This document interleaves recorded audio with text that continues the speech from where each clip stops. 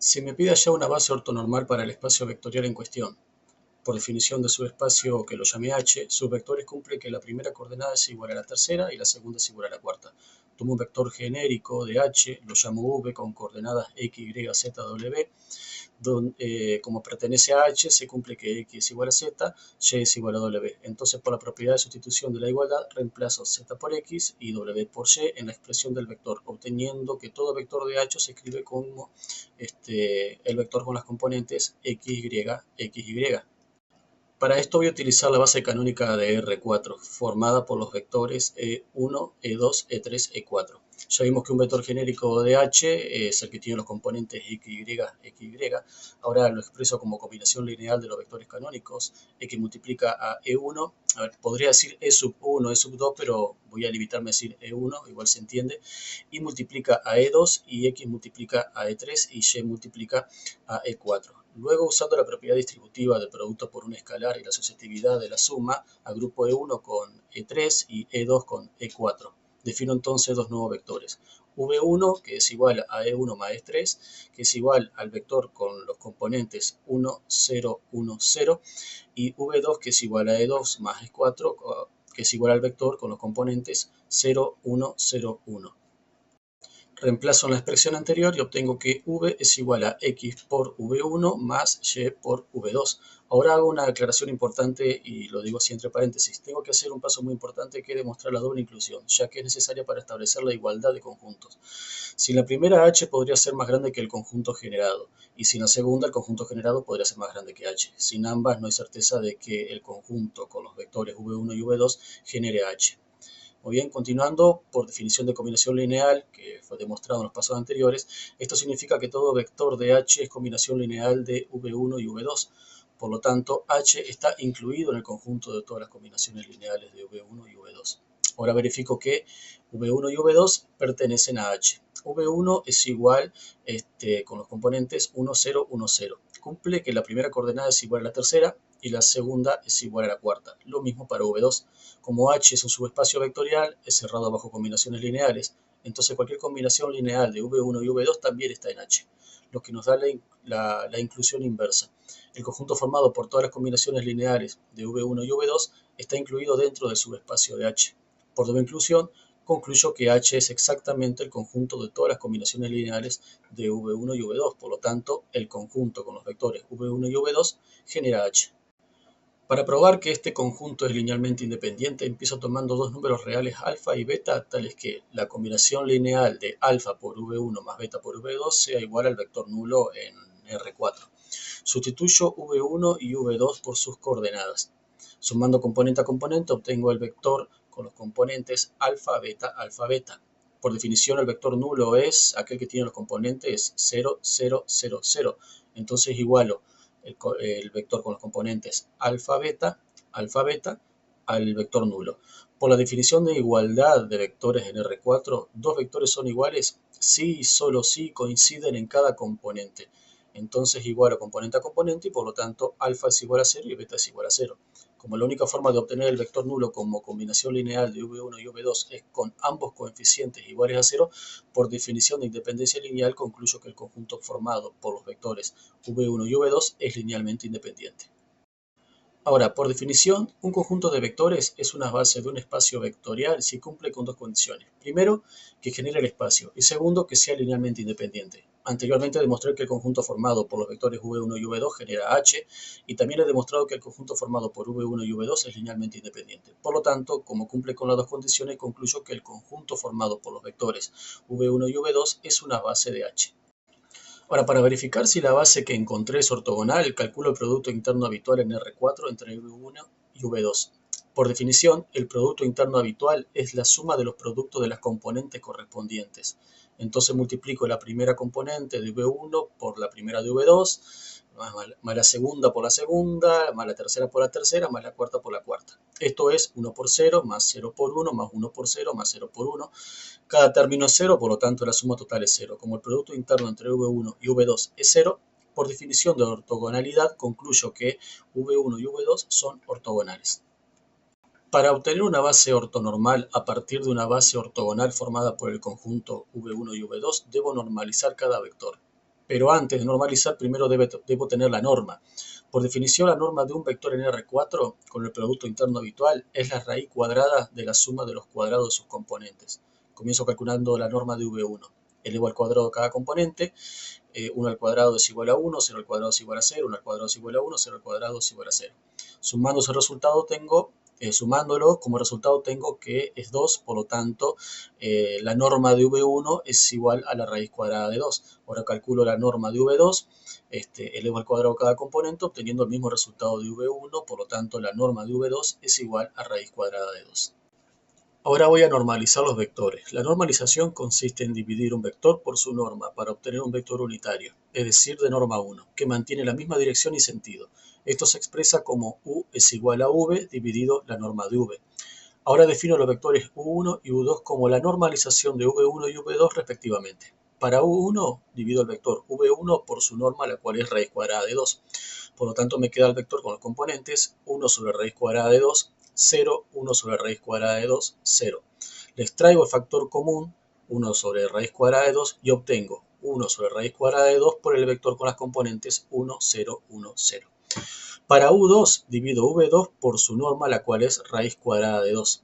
Esto me da como resultado el vector con las componentes 0, 1 sobre raíz cuadrada de 2, 0, 1 sobre raíz cuadrada de 2. De igual manera, extraigo el mismo factor común que extraje en U1, que es 1 sobre raíz cuadrada de 2, y obtengo 1 sobre raíz cuadrada de 2 por el vector con las componentes 0, 1, 0, 1. De esta manera, U1 y U2 son los vectores unitarios correspondientes a V1 y V2. Ahora voy a verificar que U1 y U2 son unitarios, es decir, que su norma es igual a 1. Para ambos vectores la norma se calcula como la raíz cuadrada de 1 sobre raíz cuadrada de 2, todo elevado al cuadrado, multiplicado por la suma de los cuadrados de las componentes del vector correspondiente. Por la propiedad de la raíz cuadrada, elevo al cuadrado para eliminar la raíz, obteniendo que la norma al cuadrado es 1 sobre raíz cuadrada de 2, todo elevado al cuadrado por la suma de los cuadrados. Por la propiedad de potenciación, calculo que 1 sobre raíz cuadrada de 2 elevado al cuadrado es igual a 1 medio. En el caso de U1, las componentes son 1, 0, 1, 0, cuya suma de cuadrados es igual a 2. En el caso de U2, las componentes son 0, 1, 0, 1, cuya suma de cuadrados también es 2. Multiplicando, obtengo que la norma de U1 elevado al cuadrado es igual a 1 medio por 2, que es igual a 1. Y el mismo resultado tengo para U2, para la norma de U2. Nuevamente, por la propiedad de la raíz cuadrada, como tomo raíz cuadrada y obtengo que la norma de U1 es igual a 1 y la norma de U2 es igual a 1. Ahora verifico la ortogonalidad entre U1 y U2. Calculo el producto interno y como el producto interno es 0, por definición de ortogonalidad, U1 y U2 son ortogonales. Por lo tanto, el conjunto formado por U1 y U2 es un conjunto ortonormal. Por lo tanto, habiendo verificado que U1 y U2 son unitarios y ortogonales entre sí, concluyo que dicho conjunto es una base ortonormal. Ahora voy a calcular la proyección ortogonal de V sobre H, luego voy a encontrar una base ortonormal para el complemento ortogonal de H. Finalmente voy a expresar V como la suma del vector H que pertenece a H mayúscula más el vector P que pertenece al complemento ortogonal de H. Este ejercicio es una continuación del anterior y anteriormente ya determiné una base ortonormal de H formada por los vectores U1 y U2. Para calcular la proyección ortogonal de V sobre H, aplico el teorema de proyección sobre una base ortonormal.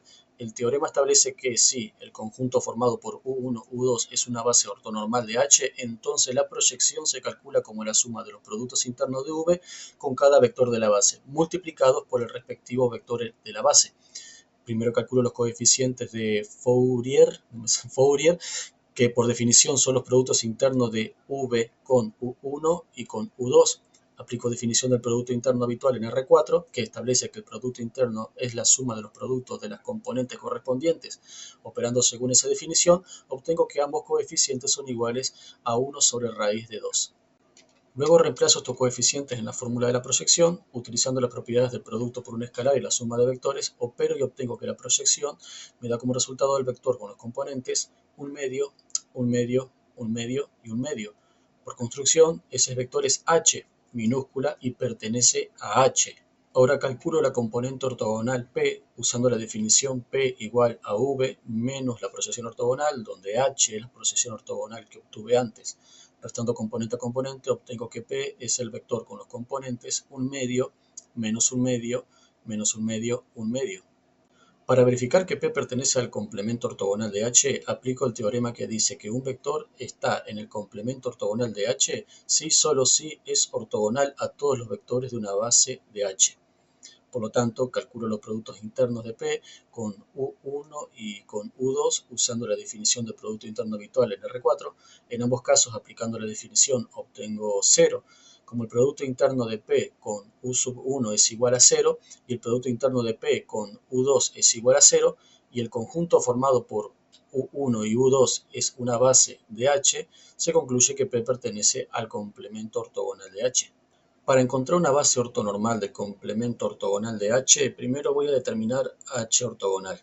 Las condiciones que definen a H son x igual a z e y es igual a w. Estas condiciones se pueden reescribir como x menos z igual a 0 e y menos w es igual a 0. Tomo un vector genérico U en H con coordenadas x, y, z, w. Por definición de H se cumple que x menos z es 0 e y menos w es 0. Defino los vectores formados por los coeficientes de estas ecuaciones. El vector n1 tiene los componentes 1, 0, menos 1, 0. El vector n2 tiene los componentes 0, 1, 0, menos 1.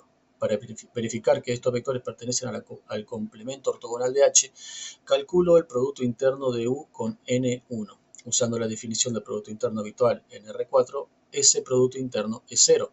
De manera análoga, el producto interno de U con N2 también es 0. Por lo tanto, N1 y N2 pertenecen al complemento ortogonal de H. Ahora voy a verificar que N1 y N2 son linealmente independientes. Para eso tomo dos números reales, alfa y beta, tal es que la combinación lineal de alfa por N1 más beta por N2 sea igual al vector nulo.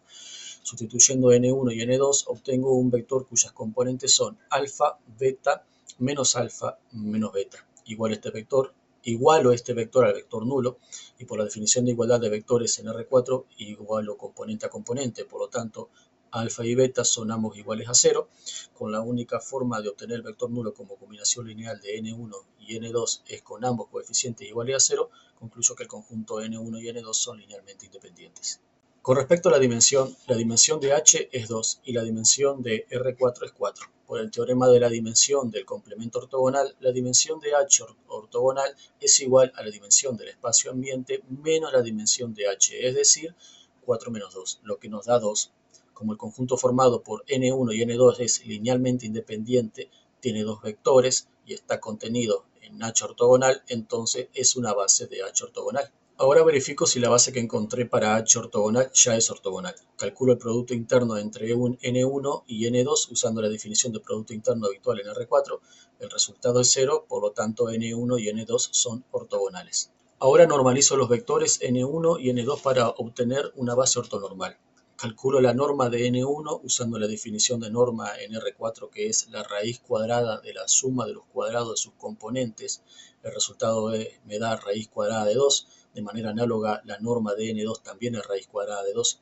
Luego defino los vectores unitarios E1 y E2 como N1 dividido por su norma y N2 dividido por su norma respectivamente.